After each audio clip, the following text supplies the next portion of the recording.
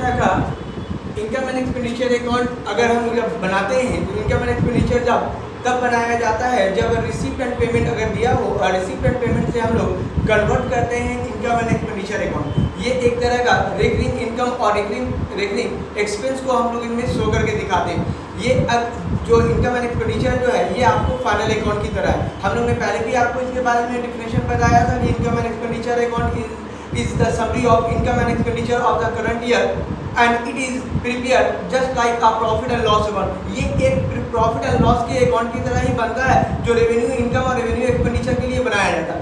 तो इनमें अगर हम लोग जो रिसिप्ट वाला आइटम है वो इनकम में जाता है और जो पेमेंट वाला है वो जो एक्सपेंस में जाता है, तो इनमें यह देखा जाता है कि अगर जो सब्सक्रिप्शन का अमाउंट है इनकम में और जो एडजस्टमेंट है वो एडजस्टमेंट को हम लोग इनमें शो करके दिखाते हैं। तो एडजस्टमेंट में हम लोग का आउटस्टैंडिंग अगर क्लोजिंग का होता है तो ऐड और आउटस्टैंडिंग ओपनिंग का होता है तो माइनस। प्रीपेड में जस्ट इसका साइन क्या होगा, उल्टा हो जाता है कि अगर प्रीपेड अगर क्लोजिंग का होगा तो माइनस और ओपनिंग का होगा तो प्लस। फिर इसके बाद डोनेशन है, इंट्रेंस फी है, इनकम फ्रॉम हॉल है, इनकम फ्रॉम नुक्कड़ ड्रामा, इंटरेस्ट और इन्वेस्टमेंट, ये सारा का सारा जो इनकम है इनमें हम लोग कोई भी एसेट्स और लायबिलिटीज इनमें शो नहीं करते। इनमें से जो एडजस्टमेंट है वो दिखाते हैं।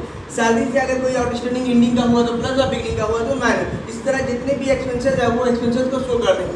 अगर क्रेडिट साइड ज़्यादा होता है डेबिट साइड कम तो मेरा निकलता है क्या, excess of income, excess of income over expenditure, यानी कि हमें प्रॉफिट होता है जिसे हम शो क्या करते हैं, सरप्लस। ये बैलेंसिंग फिगर होगा। जरूरी नहीं है कि अगर हम लोग को क्रेडिट साइड का ही अमाउंट ज़्यादा हो, अगर डेबिट साइड ज़्यादा हो और क्रेडिट साइड कम तो हम लोग का यहाँ क्या शो करेंगे, excess of expenditure over income, यानी कि इस नॉट प्रॉफिट ऑर्गेनाइजेशन से क्या हुआ है, लॉस, जिसे हमें क्या शो करते हैं, डिफिसिट।